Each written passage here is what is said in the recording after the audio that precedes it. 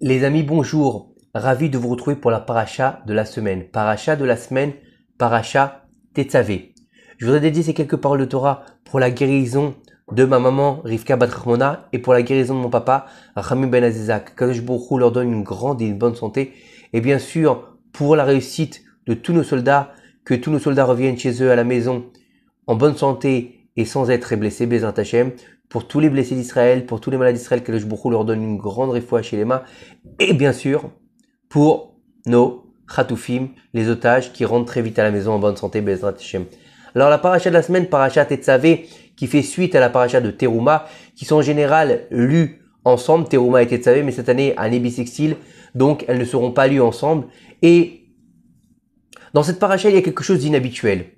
Dans la paracha de Shemot, dans laquelle la Torah nous a raconté la naissance de Moshe Rabbeinu, jusqu'à la dernière paracha du livre de Bamidbar, le nom de Moshe, il apparaît dans toutes les parachiotes. Depuis Shemot jusqu'à la fin du livre de Bamidbar, il n'y a pas une seule paracha où le nom de Moshe n'apparaît pas. Sauf dans la paracha de la semaine, la paracha de Tetzavé, il n'y a pas une seule fois le nom de Moshe Rabbeinu.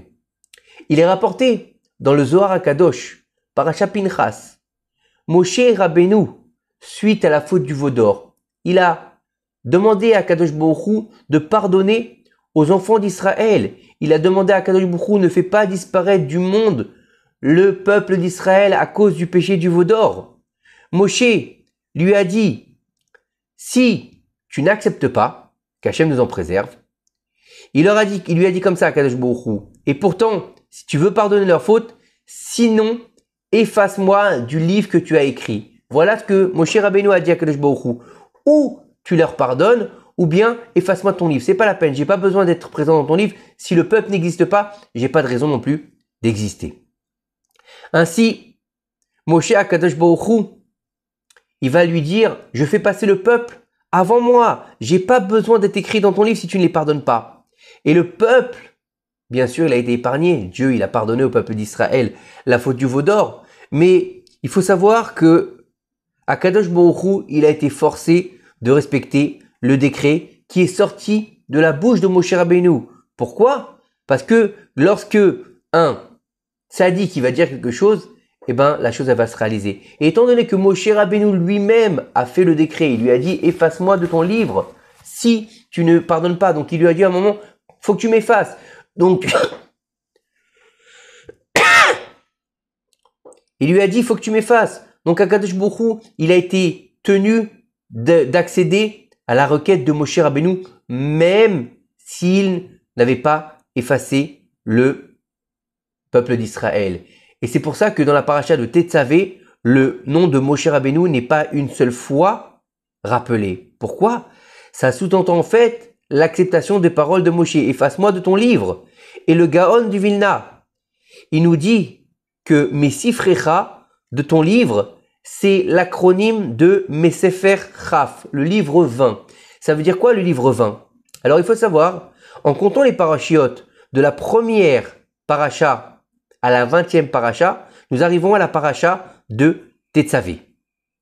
Il y a quelque chose aussi d'incroyable, car toutes les années, mis à part dans les années bissextiles bien sûr, comme nous allons le faire cette année, la lecture de la paracha de Tetzavé où le nom de Moshe Rabbeinu n'est pas mentionné, tombe toujours à l'approche du jour où Moshe a quitté ce monde, le 7 Adar. Alors cette année, bien sûr, on a Adar 1, Adar 2.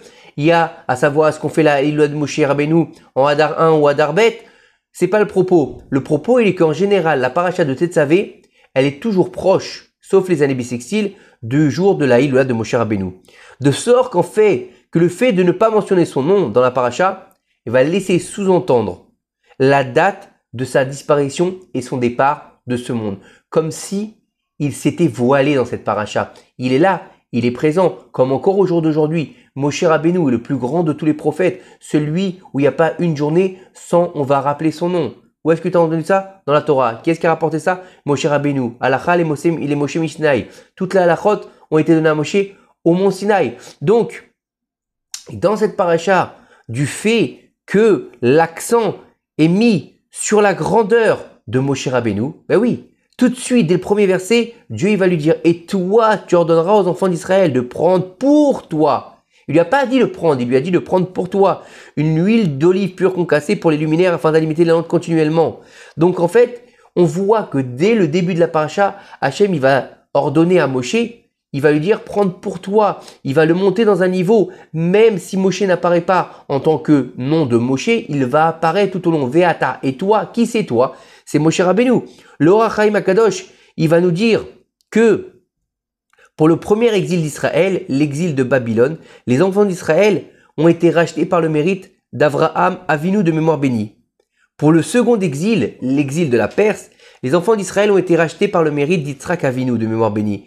Et pour le troisième exil, l'exil de la Grèce, les enfants d'Israël ont été rachetés par le mérite de Yaakov Avinu. Donc, le mérite des trois saints patriarches, Abraham, Yitzhak et Yaakov.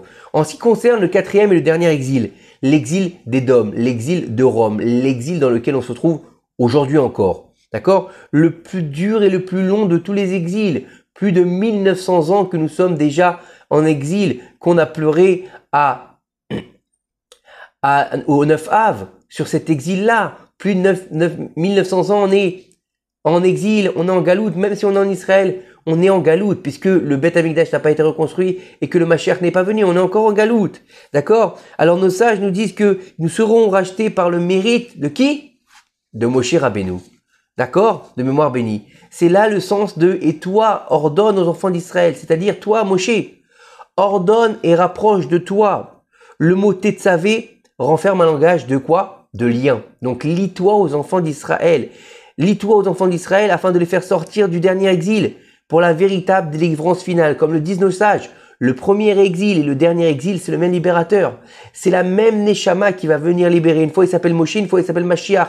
Mais l'essence même de cette âme, c'est la même. Et par quel mérite? Alors là, il va nous dire de prendre pour toi une huile d'olive pure et concassée pour le luminaire. Ça veut dire quoi? Puisque toute l'essence de Moshe est la Sainte Torah, par qui la Torah a été donnée au peuple d'Israël, et toute la Torah porte son nom. Bah oui, Torah de Moshe Avdi, la Torah de Moshe mon serviteur. Comme il est écrit dans Melachi, souvenez-vous de la Torah de Moshe mon serviteur. Par conséquent, si nous voulons le convaincre d'accélérer son temps et de venir nous sauver de cet exil amer, nous devons nous renforcer dans l'étude de la Sainte Torah qui est comparée à quoi? À l'huile d'olive. Donc en fait, il nous explique que pour pouvoir précipiter la rédemption finale par Moshe Rabbeinu, on va devoir faire ce que Dieu lui a ordonné dans ce passouk-là, dans le premier verset de la paracha, qu'on amène de l'huile d'olive concassée. L'huile d'olive, c'est la Torah. Donc, plus tu vas étudier la Torah, plus tu vas rapprocher la Géoula, en fait, nous dit ici le verset. Telles sont les paroles de la langue 5 de notre maître, le Or HaChaim HaKadosh. La fin du quatrième exil dépend de Moshe. L'exil est prolongé, car tant que nous ne sommes pas occupés correctement par la Torah et les mitzvot, Moshe ne peut pas racheter les paresseux de la Torah. Et c'est ce qui est sous-entendu dans le verset.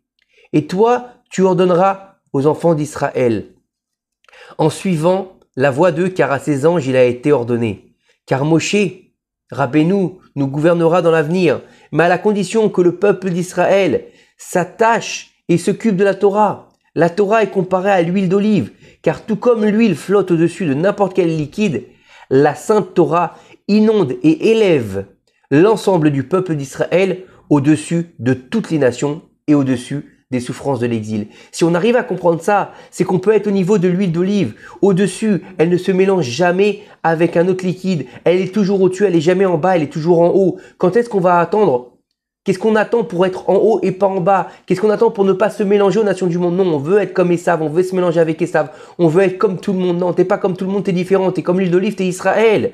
Ainsi, pour chaque juif, en particulier, en acceptant le joug de la Torah et en déterminant un temps d'étude, notre Sainte Torah l'inondera, l'élèvera au-dessus de toutes les angoisses et les souffrances qui viennent de chez lui ou de l'extérieur aussi, en lui procurant une abondance de richesses, de bénédictions et de succès dans toutes les affaires. Ça veut dire que, au lieu de chercher des ségoulottes, du fil rouge, de la Inara, de ci, de ça, étudie la Torah, c'est la meilleure des ségoulas pour pouvoir avoir la réussite dans tout ce que tu entreprends, Be'ezrat Hashem. Mais, pour que nous méritions l'abondance de vertu grâce à la Sainte Torah, notre étude doit être pure et fluide comme l'huile d'olive. Bah oui, imaginez une huile avec des morceaux, avec des choses, c'est pas terrible. Non, il faut qu'elle soit pure, concassée et pure. D'accord? Ainsi, dans l'étude de notre Torah, c'est nécessaire que notre étude soit propre et dénuée de toutes sortes de pensées étrangères pour atteindre la grandeur et la dignité, que ce soit purement pour l'amour du ciel, afin d'apporter de la joie à Hachem Yitbarach. Concasser, ça veut dire quoi? Broyer et casser. C'est-à-dire que notre étude, elle doit être réalisée dans un dur labeur et avec le déracinement et la cassure de la luxure et des plaisirs de ce monde. Comme le disent nos sages, cassez vos appétits devant les paroles de la Torah. Il n'y a pas de paroles de Torah qui peuvent se maintenir, sauf chez ceux qui se tuent pour elle. Ça veut dire, bien sûr, on va pas aller se suicider pour la Torah, chas v'shalom. On va pas aller faire des choses contre notre corps, non. C'est-à-dire que, comme quand on dit, quand on est amoureux, je suis prêt à me tuer pour toi, je serai pas tué. C'est une expression. On doit se tuer, on doit se casser, on doit se broyer. On doit se casser, on doit se broyer. On doit s'imprégner de cette Torah et donner tout notre corps et notre âme pour pouvoir étudier la Torah sans avoir besoin de friandises, sans avoir besoin de luxure, sans avoir besoin de ce qui fait la matérialité de ce monde. Ce qu'on a besoin minimum pour pouvoir vivre, mais c'est tout. D'accord? Ceux qui souhaitent vivre leur Torah doivent se séparer de ce monde ignorant, briser les désirs du corps et donner toute leur force pour étudier la Torah de jour comme de nuit. Pourquoi? Parce qu'il y a marqué Va'agitabo Yomam Valaila. C'est la seule façon de gagner la Torah. Il n'y a pas d'autre moyen. Et par une telle étude sainte qui est à la fois pure et concassée, nous obtiendrons ce qui est dit à la fin du verset afin d'alimenter lumière continuellement. C'est-à-dire que la vaste lumière de la délivrance complète et finale apparaîtra sur nous. Cette rédemption, elle sera permanente, éternelle. Elle ne sera pas suivie d'autres exils, chas v'shalom. Et elle aura lieu rapidement et de nos jours, Be'ezrat Hashem. Mais pour ça, il faut qu'on fasse ce qu'on doit faire depuis tout temps, c'est-à-dire étudier la Torah, remettre la Torah à son niveau, remettre Akadosh Baruch Hu sur son trône et enfin accepter le joug du service divin sur nous-mêmes. Et par cela, on arrivera à Be'ezrat Hashem Yitbarach à faire venir le Mashiach, Bimara Bemnu.